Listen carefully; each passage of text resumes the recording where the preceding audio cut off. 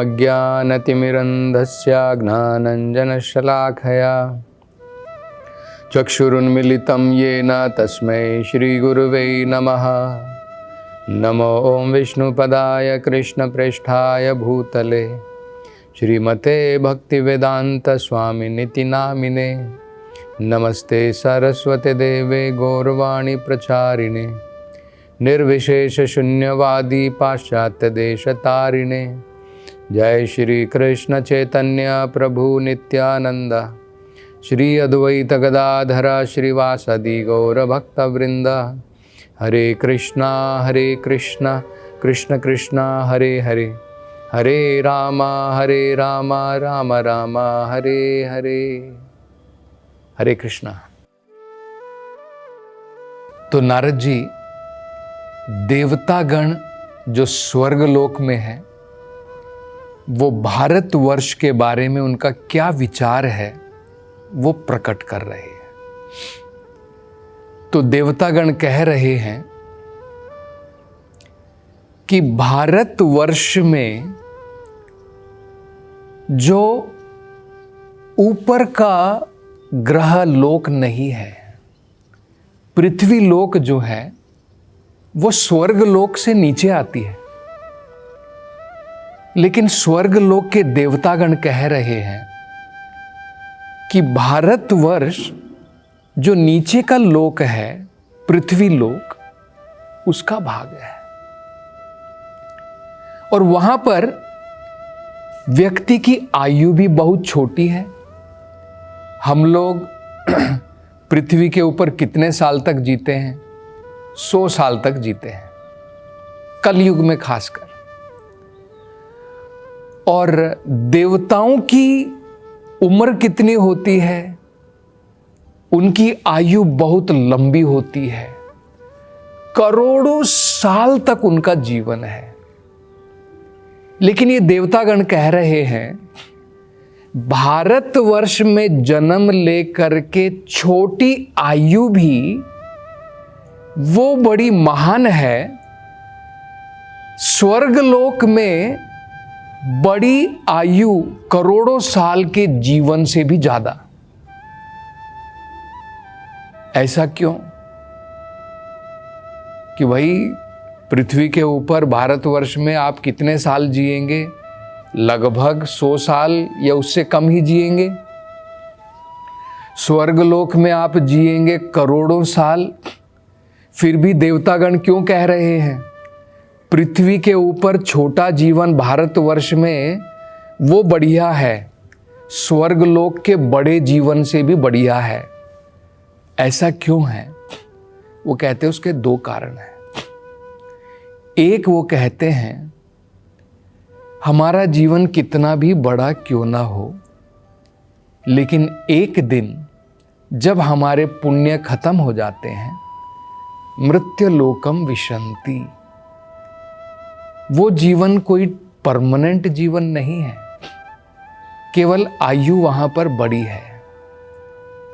अन्यथा वो पुण्य खत्म हो जाने के बाद में मृत्युलोक में जन्म मृत्यु के चक्कर में दोबारा आना पड़ेगा। दूसरा, वो कहते हैं लेकिन भारतवर्ष में अगर किसी व्यक्ति का जन्म हो गया है, उसके पास में ये अवसर है। क्या अवसर है? कि जो भी उसको जीवन प्राप्त हुआ है, उस जीवन में भगवान के निर्देशों का पालन करके भगवान के आश्रय में वो जा सकता है, पूर्ण रूप से भगवान की शरणागति में जा सकता है। और उसके फल स्वरूप क्या होगा? अगर कोई व्यक्ति भगवान की शरणागति में जाता है, उसका फल क्या होगा? दोबारा इस मृत्यु संसार में नहीं आना पड़ेगा। भगवान के वैकुंठ धाम में, भगवान के आध्यात्मिक धाम में हम प्रवेश कर सकते हैं। तो बहुत सुंदर उनके विचार हैं। तो ये हमको समझना है भारतवर्ष में जन्म लेना कितना महत्वपूर्ण है। जैसे देवतागण कह रहे हैं, भारतवर्ष में स्वयं भगवान ने अपने शब्द दिए हैं भगवत गीता के रूप में। भगवत गीत का मतलब क्या होता है? भगवत मतलब भगवान, और गीत मतलब है जो भगवान ने हमें अपने निर्देश दिए हैं, जो वाक्य उन्होंने अपने कमल रूपी मुख से बोले हैं, वही भगवत गीत है। तो उस भगवत गीता में अगर हम उसको समझते हैं, उसका पालन करते हैं, उसको पढ़ते हैं, तो हम इसी जीवन में कृष्ण भावनामृत हो सकते हैं। कैसे हो सकते हैं? ये भी भगवान ने तरीका बताया है। मन मन भव, 4 चीजें भगवान ने बताई हैं अगर हमें अपना जीवन सफल करना है भगवान की भक्ति में। मन मन भव, भगवान कह रहे हैं सदैव उनको अपने मन में रखना है। मद भक्ता, मेरी भक्ति में लगो। माम नमस्कुरु, भगवान को प्रणाम करना है। मन मना भव मद भक्ता मद्याजी, भगवान की उपासना जैसे हम मंदिरों में करते हैं। और माम नमस्कुरु, ये एक बच्चा भी कर सकता है। बच्चा भी आता है जब मंदिर में, वो भी अपने माता पिता के अनुसार अपना सर जो है जमीन पर लगाता है, भगवान को प्रणाम करता है। वो भी भगवान की उपासना में भाग लेता है। जब बाकी लोग कीर्तन कर रहे हैं, वो भी कीर्तन करता है साथ में। तो एक बच्चा भी जो है इसमें भाग ले सकता है। ये 4 चीजें करके कोई भी व्यक्ति कृष्ण भावनामृत हो सकता है। भगवान ने क्या बताया है? अंत में देखिए भगवत गीता में भगवान ने क्या कहा है। सर्वधर्मान परित्यज्य मामेकम शरणम व्रजा, बाकी सब चीजों को छोड़ करके मेरी शरण में, एकमात्र मेरी शरण में तुम आ जाओ। तो हम लोग सोचेंगे अगर मैं भगवान की शरण में चला गया, बाकी चीजों का क्या होगा? भगवान कहते हैं अहम त्वम सर्वे पापेभ्यो मोक्षयिष्यामि मा शुचा, तुम्हें डरने की कोई जरूरत नहीं है। जितने भी तुम्हारे पुराने पाप कर्म के फल आने वाले हैं, उन सबको मैं मिटा दूंगा, 0 कर दूंगा। ये भगवान स्वयं कहते हैं। और क्या होता है? भगवान कहते हैं कि अगर हम भगवान के विषय में समझ लें, जन्म कर्म च मे दिव्यम, भगवान के जन्म और कर्म दिव्य हैं, यही तो हमें समझना है। एवं यो वेत्ति तत्वतः, तत्व में अगर हम लोग समझ लें, त्यक्त्वा देहम पुनर्जन्म नाइति, शरीर छोड़ने के बाद में दोबारा जन्म लेने की जरूरत नहीं है। मामेति सो अर्जुना, वो मेरे धाम में प्रवेश कर जाता है। तो ये नारद जी जो है इन देवताओं के द्वारा बता रहे हैं कि देवतागण स्वर्ग लोक के वो भी कह रहे हैं कि भारतवर्ष में छोटा जीवन भी मिल गया तो कोई प्रॉब्लम नहीं है, क्योंकि उस छोटे जीवन में भी भगवान कृष्ण के निर्देश जो दिए गए हैं उसका पालन करके कोई भी व्यक्ति पूर्ण रूप से अपने जीवन में कृष्ण भावनामृत हो सकता है। जबकि बड़ा जीवन जो स्वर्ग लोकों का है कोई फायदा नहीं है, क्योंकि बड़ा जीवन भी है लेकिन अगर कृष्णा भावनामृत नहीं है तो कोई फायदा नहीं है, और बड़ा जीवन जल्दी समाप्त हो जाएगा और बाद में दोबारा मृत्युलोक में आना पड़ेगा। आगे ये देवतागण विचार प्रकट कर रहे हैं। वो कहते हैं जिस किसी भी जगह पर भगवान की कथा जो गंगा के बराबर है, गंगा के पानी को हम चरणामृत कहते हैं, अमृत कहते हैं, इसी प्रकार से भगवान की कथा को भी अमृत कहते हैं। तो गंगा का पानी भी अमृत, भगवान की कथा भी अमृत। गंगा जी भी बहती है, भगवान की कथाएं भी बहती हैं। तो कह रहे हैं जहां पर भी भगवान की कथा रूपी गंगा का अमृत, जहां पर भी वो नहीं बह रही हैं, वहां पर हमें नहीं रहना चाहिए। और जहां पर भी अब आप देखिए, जहां पर भी गंगा नदी बहती है, उसके किनारों पर, उसके बैंक पर क्या करते हैं लोग?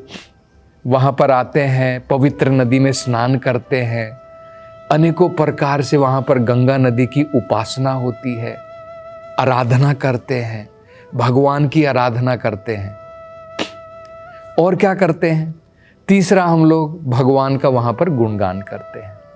तो यही बता रहे हैं, ये देवतागण कह रहे हैं कि स्वर्ग लोक में फायदा नहीं है, क्योंकि यहां पर भगवान की कथा की जो अमृत है, गंगा रूपी अमृत है, वो नहीं बहती है।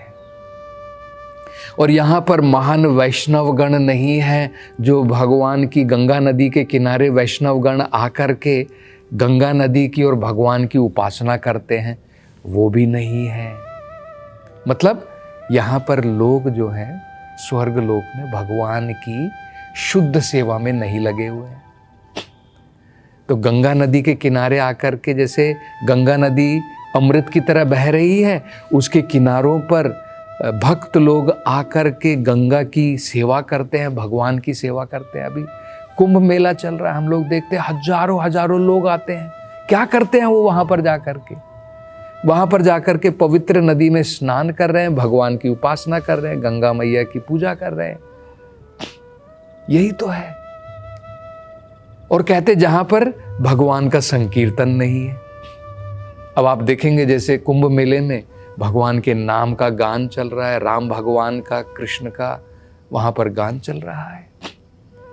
तो कहते जहां पर नाम संकीर्तन यज्ञ नहीं है, जहां पर भगवान के शुद्ध भक्त भगवान की सेवा में नहीं लगे हैं, और जहां पर भगवान की कथा रूपी अमृत गंगा नहीं बह रही है, वहां पर रहने का कोई फायदा नहीं है।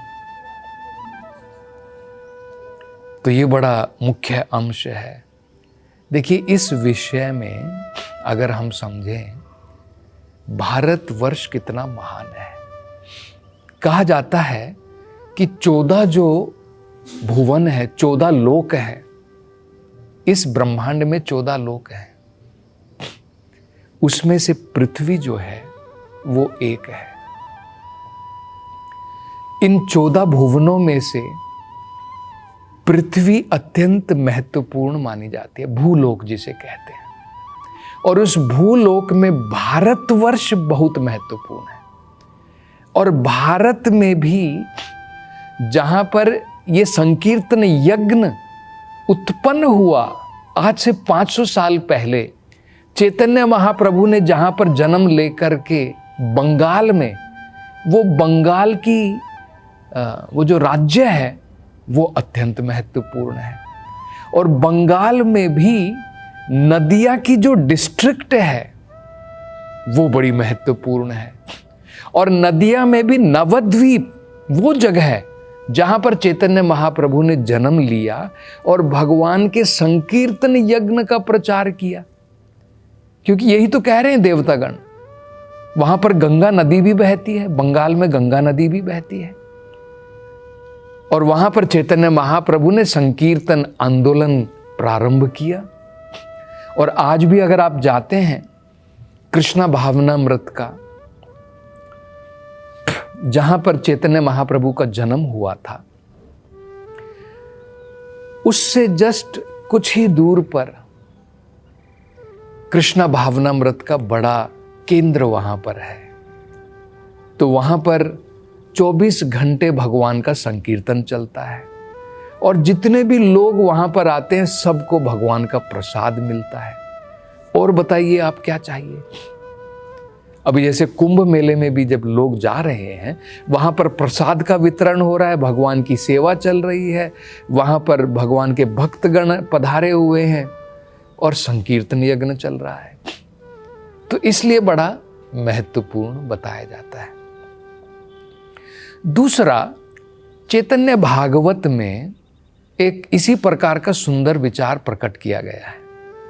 वहां पे वृंदावन दास जी कहते हैं कि व्यक्ति जो बुद्धिमान है उसको स्वर्ग लोक में भी जाने की चेष्टा नहीं होनी चाहिए अगर वहां पर ये 3 चीजें नहीं हैं।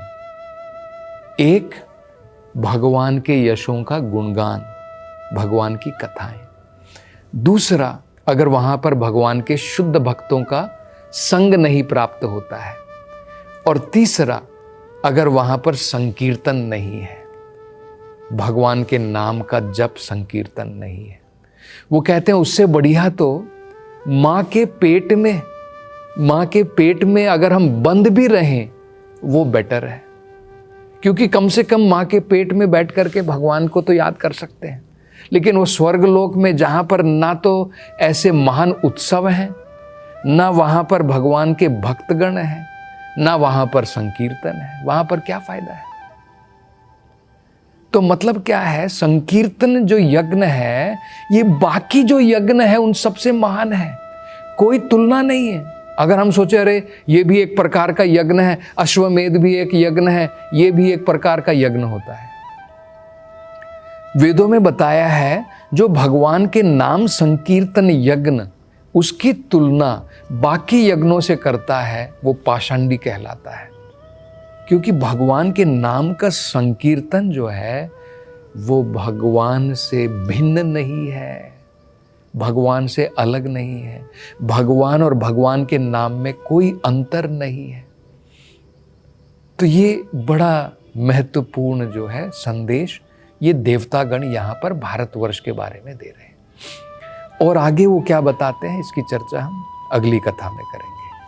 हरे कृष्णा। त्रिवेणी का ये संगम सारे पाप हर जाता है, कुंभ नहीं वरदान है, मोक्ष द्वार कहलाता है।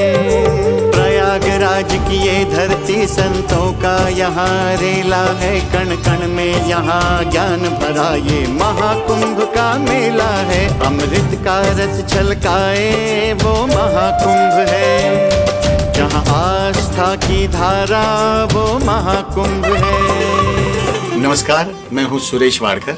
पवित्र त्रिवेणी संगम पर महाकुंभ मेला एक स्वर्णिम अवसर लेकर आया है, लेकिन हर कोई प्रयागराज नहीं पहुंच पाता। ऐसे भक्तों के लिए वृंदावन चंद्रोदय मंदिर एक विशेष मानसी स्नान और हवन सेवा का आयोजन कर रहा है। चलो साथ मिलकर इस स्वर्णिम अवसर का लाभ उठाएं, महाकुंभ में भाग लेने के साथ साथ चंद्रोदय मंदिर बनाएं। हरे कृष्ण।